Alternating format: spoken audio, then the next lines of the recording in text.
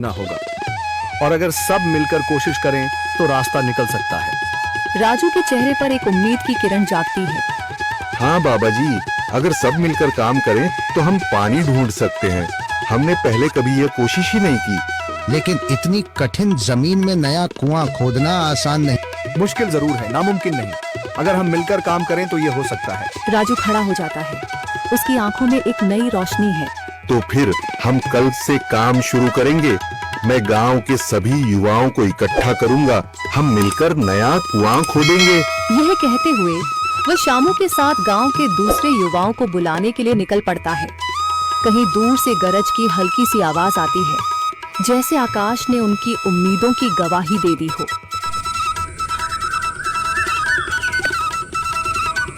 अगली सुबह राजू और शामू गांव के युवाओं को इकट्ठा करने निकल पड़े। चौधरी महेश की हवेली के सामने एक भीड़ जमा है। बाबा जी, संदरी, गांव के कुछ बुजुर्ग और किसान सभी मौजूद हैं। हम हाथ पर हाथ रखकर नहीं बैठ सकते। अगर अल्लाह ने हमें हिम्मत दी है तो हमें खुद पानी के लिए मेहनत करनी होगी। हम एक नया कुआं खोदेंगे। लेकिन राजू, क्या हमें यकीन है कि वहाँ पानी मिलेगा? बेटा, पानी जमीन के अंदर होता है, बस सही जगह खोदने की जरूरत है। हमने अपने बुजुर्गों से सुना था कि पुरानी नहर के पास जमीन नरम थी, शायद वहीं पानी हो। बाबा जी सही कह रहे हैं। अगर तुम सब यह काम करने के लिए तैयार हो तो मैं अपने कुछ मजदूर भेज सकता हूँ। धन्यवाद चौधरी जी, लेकिन हम सब खुद भी मेहनत करेंगे। यह हमारे गांव के अस्तित्व की लड़ाई है। संदरी, जो अब तक चुप थी, आगे बढ़ती है। हम औरतें भी पीछे नहीं रहेंगी। हम पानी लाने की व्यवस्था करेंगी, खाना बनाएंगी, ताकि तुम सब आराम से काम कर सको। यही हिम्मत चाहिए थी संदर। पूरा गांव एक नई उम्मीद के साथ कुआं खोदने की तैयारी में जुट जाता है। दूसरी ओर कुआं खोदने का काम शुरू हो चुका है। राजू, शामू और दूसरे युवा बेलचे चलाने लगते हैं। मिट्टी बाहर निकाली जाने लगती है। तेज गर्मी के बावजूद सब पूरी हिम्मत के साथ जुटे हुए हैं। दोपहर की तेज धूप जमीन आग की तरह तप रही है। गांव के लोग लगातार कुआं खोदने में जुटे हैं। हाथ छिलने लगे हैं, माथे से पसीना बह रहा है, मगर किसी ने हार नहीं मानी। महिलाएं पानी और सत्तू लेकर आती हैं ताकि पुरुषों को कुछ राहत मिले। हमें और गहराई तक जाना होगा। अब तक सिर्फ सूखी मिट्टी और पत्थर ही निकल रहे हैं। राजू, यह बहुत कठिन काम है। अगर हमें पानी न मिला।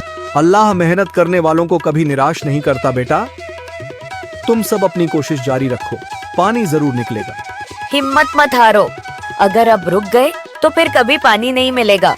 सभी फिर से जोश में आकर काम में जुट जाते हैं, मगर सूरज की तपिश बढ़ती जा रही है और कई लोगों की सांसें तेज चलने लगती हैं। तभी एक तरफ से रामलाल और उसके आदमी हंसते हुए आते हैं। अरे भाई, तुम्हें लगता है कि जमीन तुम पर रहम करेगी? हाँ हाँ, ना समझ लोग, ये सब बेकार की मेहनत है। रामलाल, हमारा हौसला मत तोड़ो। अगर तुम मदद नहीं कर सकते तो कम से कम मजाक भी मत उड़ाओ। मदद? हाँ, मैं अपने कुएं का पानी बेच सकता हूँ, मगर मुफ्त में नहीं दूंगा। राजू सब अनसुना कर फिर काम में लग जाता है। शाम होने लगती है, लेकिन अभी तक पानी का नामो निशान नहीं। कुछ लोग मायूस होकर पीछे हटने लगते हैं। राजू, शायद रामलाल सही कह रहा है। यह सब बेकार है। नहीं शामू, हमें हार नहीं माननी। अगर आज हार गए तो फिर कभी हिम्मत नहीं कर पाएंगे। तभी अचानक फावड़ा किसी कठोर चीज से टकराता है। एक अजीब सी आवाज आती है। राजू चौंक कर देखता है और जल्दी जल्दी मिट्टी हटाने लगता है। अचानक एक ठंडी लहर महसूस होती है। सभी लोग दौड़ कर आते हैं। जैसे जैसे मिट्टी हटती है, नीचे से गीली जमीन नजर आने लगती है। सब हैरान रह जाते हैं। सुभान अल्लाह, मैंने कहा था ना, अल्लाह हमारी मेहनत को झाया नहीं करेगा। राजू और बाकी सभी जोर लगाते हैं। कुछ ही पलों बाद अचानक मिट्टी के नीचे से पानी की एक छोटी सी धारा फूट पड़ती है। गांव वाले खुशी से चिल्ला उठते हैं। पानी पानी निकल आया। यह अल्लाह की कुदरत है रामलाल, जिस पर तुम्हें यकीन नहीं था।